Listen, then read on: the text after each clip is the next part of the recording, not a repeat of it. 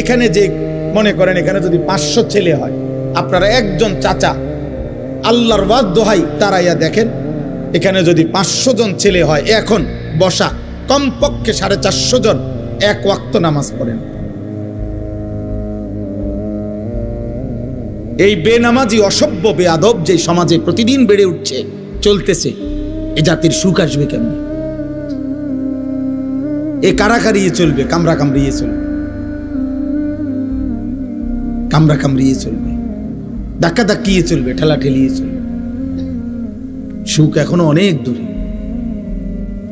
আমার যুবক, তুমি বলো নাই তো, সারাদিনে একটি সেজদা যার কপালে জোটে নাই আব্বা, 365 দিনে কোনদিন খোদার 1 বছরে ফজরের নামাজ পড়ো নাই, তুমি মুসলমানের বাচ্চা হইছো কেমনে? তুমি মায়ের পবিত্র দুধ, যে মা 2 বছর দুধ পান করাইছে, তার কি বদলা দিল? তোমার সৃষ্টিকর্তা আল্লাহ, তাকে তুমি কি দিলা? তোমার নবী সাল্লাল্লাহু আলাইহি সাল্লাম 23 বছরে চোখের পানি ফেলছেন, তার বদলা কি দিলা আজকে সারাদিন? এই নারী, ছবি, মোবাইল, অশ্লীল দৃশ্য, এই বেনামাজি জিন্দেগি, কাফের মুশরিকদের এই অনুসরণ, চুল, চেহারা, লেবাস, পোশাক বেঈমানদের মতো। আর সুখ পর দিবে আল্লাহ। বিয়ার শুরুর থেকে গায়ে হলুদ, বেঈমানের অনুসরণ, 70,000 টাকার গেট, বেঈমানের অনুসরণ, বিয়ার গাড়িটা ফুল দিয়ে সাজানো, বেঈমানের অনুসরণ, সবগুলো পুরুষ মহিলাকে একই হাইসে 12 জন 14 জন করে বেড়া বেড়ি বয়াই দিল, এটা বেঈমানের অনুসরণ। একই প্যান্ডেলের ভিতরে নারী পুরুষ সবাই মিল্লা যে যেদিক দিয়ে পারলো খানা খাইলো, এটা বেঈমানের অনুসরণ। মেয়েটাকে সাজাইতে গিয়ে বরের পক্ষের না হয়তো 50টা ছেলে বারবার ভিতরে ঢুকা ভিডিও করছে, ছবি উঠাইছে, এটা বেঈমানের অনুসরণ। মেয়েটাকে যখন ছেলেটার হাতে তুলে দেয়, জামাইয়ের হাতে, চারিদিকের কমপক্ষে 10 ঘরের ভাবি চাচিরা আইসা ছেলেটার হাতে তুলে দিছে, এটা সম্পূর্ণভাবে হারাম, নাজায়েজ। এই মহিলারা তো তার জন্য পর্দা করা ফরজ, তাহলে এটা বেঈমানের অনুসরণ। 3 দিন ধরে ডেকসেট বাজলো, এই বাড়িতে গান বাদ্য হইল, এটা বেঈমানের অনুসরণ। মালিকের এতগুলো নাফরমানি করে এই নাফরমান অভিভাবক এবার একজন হুজুর রে বলতেছে, হুজুর দোয়া করে দেন খাস করে, আল্লাহ যেন বরকত দেয়। আরে জালেম, এতগুলো আল্লাহর নাফরমানি করে তোর আল্লাহ তোকে কি বরকত দিত? বরকতটা কোন জায়গা দিয়ে দিত? কোথায়? কি ডেকসেটে বরকত দিত, না গেইটে, না বিয়ার গাড়িতে, না প্যান্ডেলের ভিতরে? মানে বরকতটা দিত কোথায় বলেন? একজন বাবা বলেন, প্রতিবাদ করেন, ইনসাফ করেন।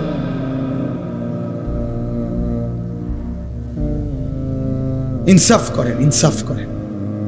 নওজোয়ান, তোমরা মনে রাখো বাপ, আল্লাহ তোমরা হায়াত দিলে তোমরা আরো বাঁচবা।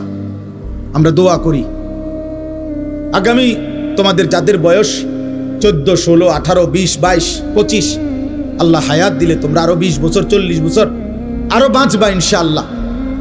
তোমরা যে পরিমাণ গুনার নাফরমানি দিয়ে নিজেদের জীবন সাজাচ্ছ, তোমরা আগামী দিনে সুখ খুঁজেও পাইবা।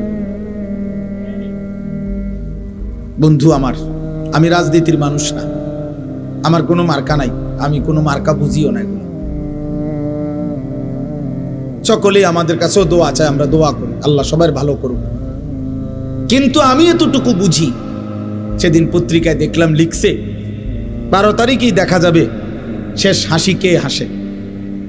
আমি বলছি না, কসম, হাসরের ময়দানে দেখা যাবে শেষ হাসিটা কে হাসে। 12 তারিখ শেষ হাসি না, 13 তারিখও মানুষ আসবে। বুঝেন নাই আপনি কথাটা? 12 তারিখ কোনো ইসরাফিল ফু দিত না। 12 তারিখ ইসরাফিল ফু দিবে? কথা বলে না কেন? অতএব হাসরের ময়দানে ফয়সালা হবে, খোদার কসম শেষ হাসিটা কে হাসে। কোরআনুল কারীমের মধ্যে আল্লাহ তাআলা স্পষ্ট বলছেন, কোরআনুল কারীমের স্পষ্ট আয়াত আমি শুনাই ভাইয়া। এই যে দেখেন, ফালিয়াউমাল্লাযীনা আমানু মিনাল কুফফারি ইয়াদহাকুন। আল্লাহ তাআলা বলেন, কিয়ামতের দিন, হাসরের দিন সমস্ত ইমানদার আল্লাহর অনুগত বান্দা সমস্ত কাফের বেঈমান নাফরমান পাপীদের দিকে তাকিয়ে ইয়াদহাকুন হাসবে হাসবে হাসবে। এই শেষ হাসি, এটা মুমিনের হাসি, ইমানদারের হাসি, সেজদাওয়ালার হাসি। আল্লাহর একটা একটা হুকুম মানছে যে, নাফরমানির একটা একটা জীবন থেকে বেঁচেছে যে, এটাই কথা মনে রাখবে। বলে আকিবাতুল লিল মুত্তাকিন, আল্লাহ বলছে উত্তম পরিণাম, উত্তম পরিণতি, খোদার কসম আল্লাহ বলছে যারা মুত্তাকি, আল্লাহ ভীরু, গুনাহ থেকে বাঁচে, আল্লাহর গোলামি করে তাদের জন্য। এটা মালিকের ফয়সালা, এটা মালিকের ফয়সালা, আল্লাহর সিদ্ধান্ত। আল্লাহ তাআলা বলে বান্দা তোমরা জমিন ঘুরে ঘুরে দেখো, তোমরা খবর নাও, ইতিহাসের পাতা উল্টায়া দেখো, পৃথিবী ঘুরে ঘুরে দেখো। ফাংজুরু, তোমরা দেখো, কাইফা কানা আকিবাতুল মুকাদ্দিবিন, যুগে যুগে মিথ্যাবাদীদের পরিণতি কি হয়েছে।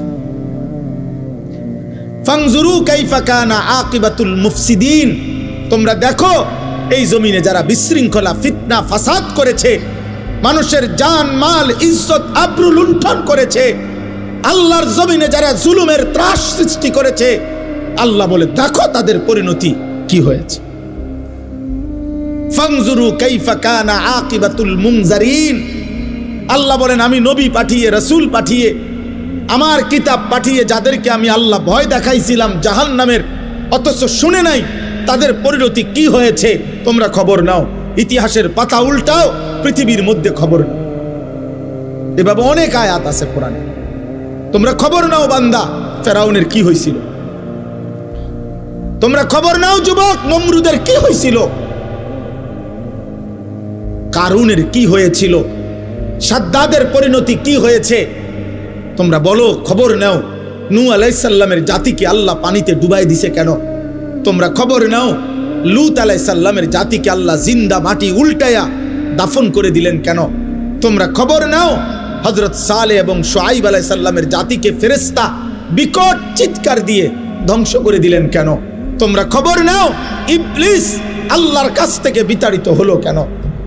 হায় যুবক, এটাই বারবার খবর আসবে।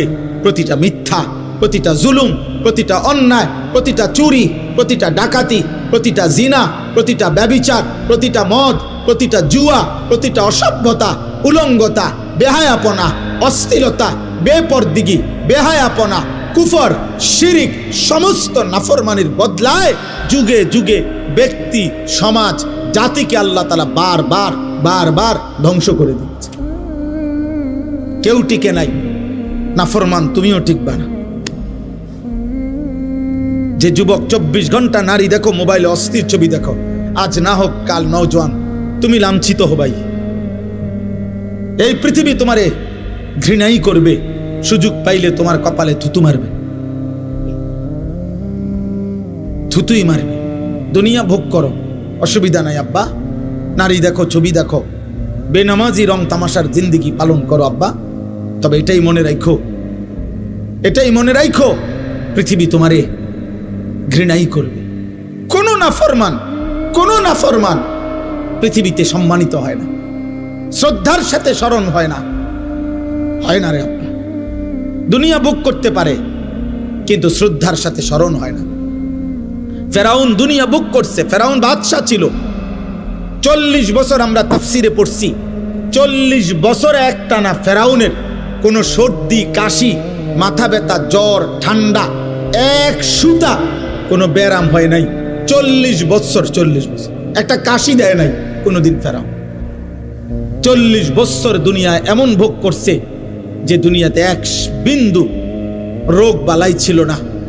কিন্তু আজকে 1000 বছর পরে এই বেঈমান দুনিয়া তো ভোগ করছিল ফেরাউন, কিন্তু পৃথিবীর মানুষ কোনো কুত্তার নামও রাখে না। ফেরাউন এই নাম কোনো কুত্তার নামও নেই। নমরুদ এটা কোনো কুত্তার নামও কেউ রাখে না। আবু জেহেল, আবুল আহাবের নাম পৃথিবীর মানুষ কোনো জানোয়ারের নামও রাখে না। অথচ মানুষ ইউরোপে কুকুরের নাম রাখে, পোষা কুকুরের কি রাখে, নাম রাখে।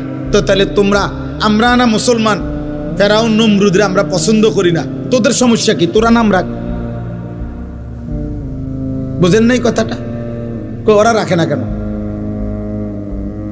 কিন্তু 1450 বছর আগের এক কালো গোলাম, এক গোলাম, এক কৃতদাস, কালো নিগ্রু আল্লাহকে রাজি করে গেছে, নবী সাল্লাল্লাহু আলাইহি সাল্লামকে সন্তুষ্ট করেছে।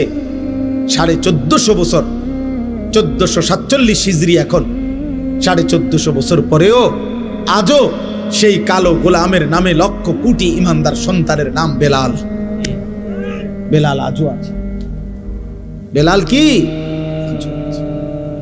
বেলাল আজও আছে। হ্যাঁ হ্যাঁ। অতএব আমি অনুরোধ করলাম, এই রাত গভীরে মনে করাইতে চাই, একটা বাবা, একটা যুবক, আমার অনুরোধ এটাই, আমি লম্বা করব না, কিন্তু আমি অনুরোধ বলছি যে আত্ম অনুভূতি চাই। এই পৃথিবী, এই সমাজ, এই নওজোয়ান বাপ, তোমার আমার মৃত্যুতেও পৃথিবী থাকবে। যেদিন তোমার মৃত্যু হবে সেদিনও সূর্য উঠবে, চাঁদ উঠবে। এই রং তামাশার পৃথিবীতে অনেকে নাচবে, গাইবে, ফুর্তি করবে, ভোগ বিলাসিতায় পড়ে থাকবে, কিন্তু খোদার কসম, মাটির উপরের এই দুনিয়া একদিন তোমারে ধাক্কা দিয়া কবরে ফেলাই দিবে। সেদিন আর কাউরে পাশে পাই থাকবে, সেদিন আর কাউকে পাশে পাবা না, আর কাউকে না, আর কাউকে না। আল্লাহ তাআলা, নবী সাল্লাল্লাহু আলাইহি সাল্লাম বলছে, আমার উম্মত শুনো, আমি নিজে হাদিসে পড়ছি বাবা, নবীজি বলছে প্রত্যেকটা পাপী নাফরমান তাকে যখন লাশের খাটিয়ায়, লাশের খাটের মধ্যেও চড়ানো হয়, তখন কান্দে নিলে, কবরস্থানের দিকে রওনা দিলে, প্রত্যেকটা পাপী নাফরমান তওবা না করে যার মৃত্যু হয়েছে, কবিরা গুনার মধ্যে লিপ্ত ছিল, পাপে, কুফরে, শিরিকে, নাফরমানিতে, মদে, জুয়ায়, চুরি, ডাকাতিতে, হারাম উপার্জনে, বেহায়া, বেপরদিগি নারী, আল্লাহ রাসূল সাল্লাল্লাহু আলাইহি সাল্লাম বলে যখন কবরস্থানের দিকে তাকে রওনা দেয়, সে এমন বিকট চিৎকার করে, চিল্লায়, আর বলে, ইয়া ওয়াইলাহা ইলা আইনা তুকাদ্দিমুন, এ আমার স্বজনরা, আফসোস, তোমরা আমারে কই নিয়ে যাচ্ছ, কেন নিয়ে যাচ্ছ? আল্লাহর নবী সাল্লাল্লাহু আলাইহি সাল্লাম বলেন, হে আমার উম্মত, আল্লাহর সমস্ত সৃষ্টি একমাত্র ইল্লাস সাকালাইন, মানুষ এবং জিন ব্যতীত আল্লাহর বাকি সৃষ্টি এই বেঈমান, এই নাফরমান পাপীর চিৎকার শুনতে পায়। আল্লাহর নবী বলেন, যদি কোনো মানুষ, পৃথিবীর সমস্ত মানুষ যদি একসাথে এক মাঠে দাঁড়ানো অবস্থায় ওই নাফরমান শুধু কবরের দিকে যাওয়ার সময় যে চিৎকার দেয়, আল্লাহর কসম, নবী বলছে, যদি ওই চিৎকার শুধু পৃথিবীর সব মানুষ একবার শুনতো, তো সমস্ত মানুষ চিৎকার দিয়া বেহুশ হইয়া পড়ে থাকতো, আর এরপরে কোনোদিন কোনো মানুষ কারো লাশ কাঁধে নিত না। তুমি খামখেয়ালি মনে করছো, তোমরা অনেক ছেলে বাবা অনেক বেশি খামখেয়ালি করো। এত কম বয়সে মুসলমানের বাচ্চা এত দুষ্ট হয় না। 14, 16 বছরে, 18 বছরে এক একজনে চেহারা দেখলেই বোঝা যায়। এই পরিমাণ নারী দেখে ফেলছো, এই পরিমাণ উলঙ্গ ছবি দেখে ফেলছো, এই পরিমাণ জিনা ব্যভিচারের, অসভ্যতার নোংরামি মোবাইলে দেখে ফেলেছ, হতে পারে অচিরেই বিবাহিত জীবনে আর সুখ মিলবে না। আমি শত শত শত শত যুবকের ব্যক্তিগতভাবে দুঃখের কাহিনী, আহাজারি, আমি 1000 কোটি টাকার মালিকের আহাজারিও দেখছি। 1 কোটি 10 কোটি না, 1000 কোটি টাকার মালিক বলছে, হুজুর, কলিজা জড়াইয়া কাঁদা অঝরে কাঁদছে, বলছে, হুজুর, আমি জানি আমার স্ত্রী অন্য পুরুষের সাথে রাত কাটায়, কিন্তু আমার ওইটুকু হিম্মত নাই বলার।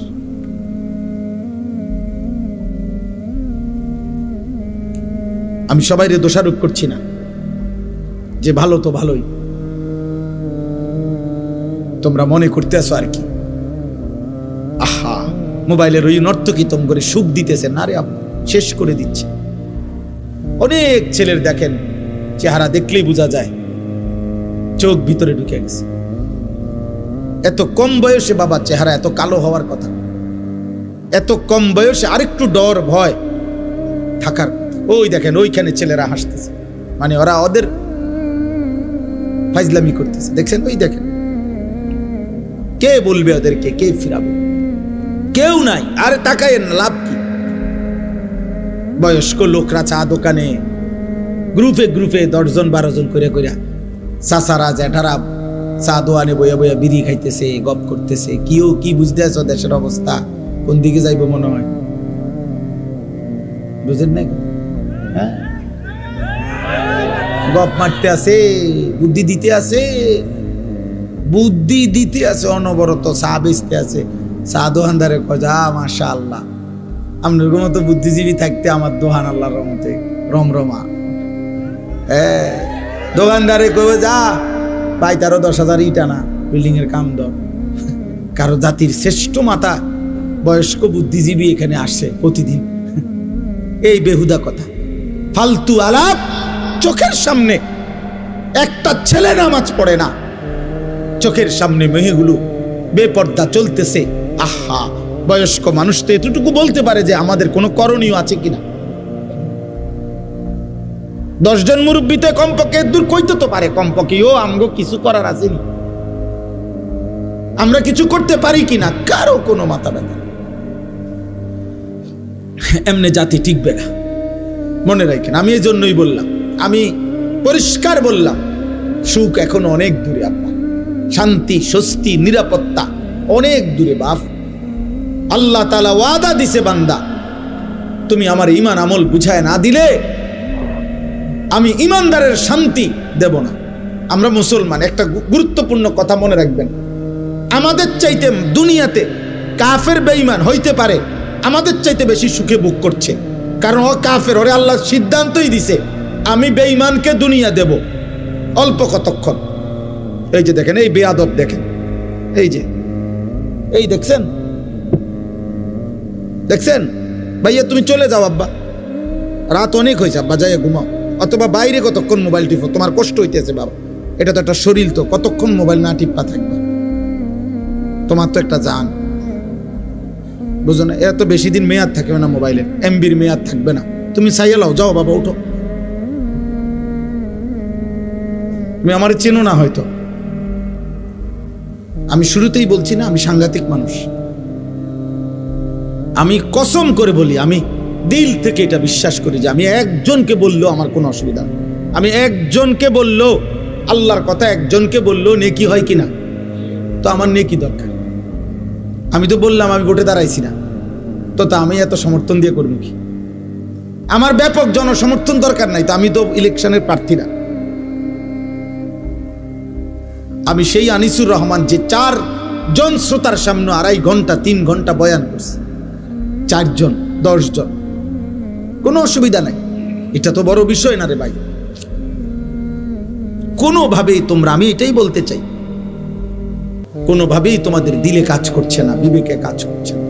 এত কম বয়সে এত সাহসী হওয়া আল্লাহর নাফরমানির উপরে, মাত্র 16 বছর, অথচ 1 ওয়াক্ত নামাজ পড়ো না মুসলমান, অথচ পরিচয় দাঁড়ি, এত বড় গাদ্দার কেমনে হইলা? আমার রীতিমতো অবাক লাগে। মাত্র 18 বছরে সে সারা রাত সারাদিন মোবাইলে নারী ছবি দেখে, এত বড় হিম্মত! এই মানুষরূপী জানোয়ার, এত বড় জানোয়ার কেমনে হইল আমি এটা বুঝি। এ তো পশু, তো উলঙ্গ নারী যে দেখে, জিনা ব্যভিচারের দৃশ্য দেখে, দে হারাম ছবি দেখে, এ তো মানুষরূপী জানোয়ার। তার ভিতরে তো মূলত কোনো ইনসানিয়াত নাই। কারণ কোন মানুষ যদি নবীজি এই কথা বলছে সাহাবীকে, এক যুবক সাহাবীকে বলছে, হে যুবক, তুমি একবার ভাবো, আমি তোমাকে 5টা বিষয় জিজ্ঞাসা করি। যুবক জিনা করতে চাইছে, আল্লাহর নবী বলছে, তুমি কি চাও তোমার মায়ের সাথে এমনটা কেউ করুক? তোমার মেয়ের সাথে, তোমার বোনের সাথে, তোমার খালার সাথে, তোমার ফুফির সাথে? আল্লাহর কসম, সাহাবীর এই যুবক সাহাবী 5 বার চিৎকার দিয়া বলছে, লা লা ইয়া রাসূলুল্লাহ, আমি বাইচা থাকতে, রক্ত থাকতে আমি আমার মার সাথে কেউ বেবিচার করুক, বোনের সাথে, মেয়ের সাথে, আমার ফুফির সাথে, আমার খালার সাথে, আমি এটা চাই না, আমি চাই না। আল্লাহর নবী সাল্লাল্লাহু আলাইহি সাল্লাম বললেন, তাহলে তুমি যার সাথে অসভ্যতা করতে চাচ্ছ সে তো কারো মা, কারো বোন, কারো ফুফি, কারো খালা, কারো মেয়ে। তুমি একটা যুবক যদি মানুষের বাচ্চা হও, রক্তে যদি মানুষের রক্তে থাকে, তুমি বলো বাবা, মোবাইলে যে নারী দেখো হ্যাঁ, অশ্লীল ছবি দেখো, তোমার মাকে এমন কেউ দেখুক? কথা বলে না। তোমার মাকে বিবস্ত্র দেখুক কেউ? তোমার বোনকে কেউ উলঙ্গ দেখুক? তুমি মেনে নিবা? মানুষের রক্ত থাকলে মেনে নিবা তুমি এটা? তো তাহলে সে কি কারো মা না? সে কি কারো বোন না? তুমি যাকে দেখছো,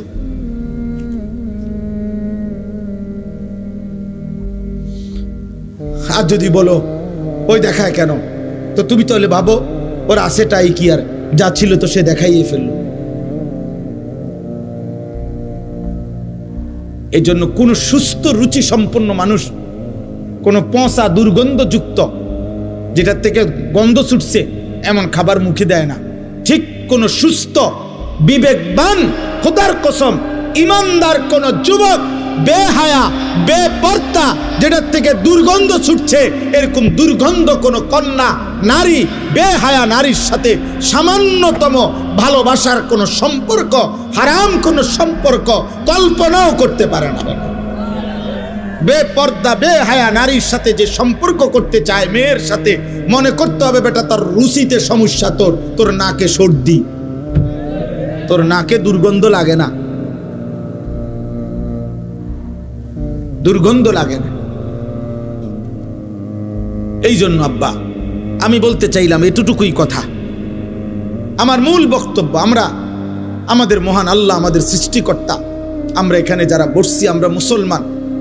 ঘুরে ফিরে সকালে কিংবা দুপুরে, রাতে কিংবা দিনে, শিশু কিংবা যুবক বৃদ্ধ, আমরা শেষ পরিচয় আমাদের, আমরা মুসলিম। আমরা চাইলেই এই পরিচয় আমরা সরায়ে দিতে পারবো না। অতএব মুসলিম হিসাবে আল্লাহ আমাদের কাছে চান আমরা যেন আল্লাহর গোলামি করি, আল্লাহকে ভয় করি, গুনাহ যেন ছেড়ে দেই, আল্লাহ তাআলার আদেশ যেন পালন করি। এটাই আল্লাহ আমাদের কাছে চায়। আর এরই নাম তাকওয়া। তাকওয়া তাকওয়া। আল্লাহ বলে বান্দা তুমি যেহেতু মুমিন, তুমি যেহেতু মুসলমান, আমি তোমার কাছে চাই ইত্তাকুল্লাহ ইত্তাকুল্লাহ ইত্তাকুল্লাহ। আল্লাহকে ভয় করো, আল্লাহকে ভয় করো, আল্লাহকে ভয় করো। আল্লাহ যেন আমার ডাক দিয়ে বলে আনিস কেউ আমারে না মানুক, তুমি না মুমিন, তুমি না বললা মুসলমান, তো তুমি আমারে মানো। কেউ আমারে সেজদা না দোক, তো তুমি না বলছো তুমি মুসলমান, তুমি না বললা তুমি লা ইলাহা ইল্লাল্লাহ মানো, তুমি না বললা তুমি মুহাম্মাদুর রাসূলুল্লাহ মানো, তো তুমি সেজদা দাও। তুমি আমারে ডাকো, তুমিও ডাকবা না আমারে, তুমিও আমার একটা সেজদা দিবা না, তাহলে তুমি ধর্মের পাশে ইসলাম লেখলা কেন? তোমার জন্ম নিবন্ধনে ধর্মের পাশে ইসলাম লেখলা কেন? তোমার পাসপোর্টে তোমার ধর্মের পরিচয় ইসলাম লেখলা কেন? তোমার জন্ম নিবন্ধন সনদে ধর্মের পরিচয় ইসলাম লেখলা কেন?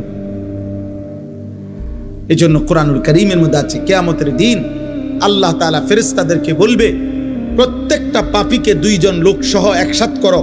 এক, পাপীকে; দুই, পাপীর সঙ্গীকে; তিন, পাপ কাজে সে নির্ভর করেছে যার উপরে তাকে। এই তিন নাফরমানকে একসাথ করে দাঁড় করাও জাহান্নামের দিকে বরাবর করে। আমি আল্লাহ ওয়াকিফুহুম ইন্নাহুম মাসউলুন, একটা একটা করে আমি আল্লাহ জিজ্ঞেস করব বান্দা কেন আমার নাফরমানি করেছো? হ্যাঁ, আপনি এই জন্য ভাবেন। আমি এখনই দোয়া করব এই রাত গভীরে আব্বা, নওজোয়ান বয়স্ক বাবা, একবার হইল বিবেক দিয়া সারা দিন শেষে রাত্রে ঘুমাইবার আগে প্রত্যেকটা কিশোর যুবক বাবা, আমি আপনার 1 মিনিটের জন্য 30 সেকেন্ডের জন্য হলো চোখ বন্ধ করে একবার ভাইবেন আজ যা করছেন তা আমি মুসলমান হিসাবে ঠিক হলো?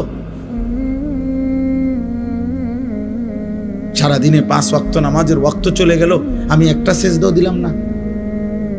আমার বয়স 40, আমার মালিকের কোরআন আমি একটা পৃষ্ঠা দেখে দেখেও পড়তে পারি না। সারা দিনে 24 ঘন্টার মধ্যে আমি কি 10টা মিনিট আমার আল্লাহর নামের জিকির করতে পারতাম না?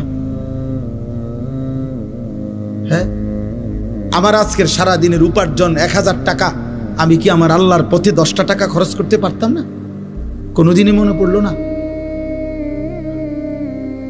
এতটুকু হিসাব মিলাই, এটা আল্লাহর কোরআনে বলছে ওয়াল তানজুর নাফসুম মা কদ্দামাত লিগাদ।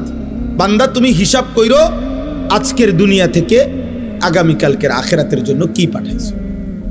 2 নম্বরে আল্লাহর নবী বলছেন আল কাইয়িসু মান দানা নাফসাহু, বুদ্ধিমান সে যে নিজের হিসাব করে। নবীজি বলছেন হাসিবু কাবলা আন তুহাসাবু, আল্লাহ তোমার হিসাব নেওয়ার আগেই নিজের হিসাব তুমি করো। আল্লাহ আমাদেরকে বুঝ দান, আল্লাহ আমাদেরকে বিবেক দান করে।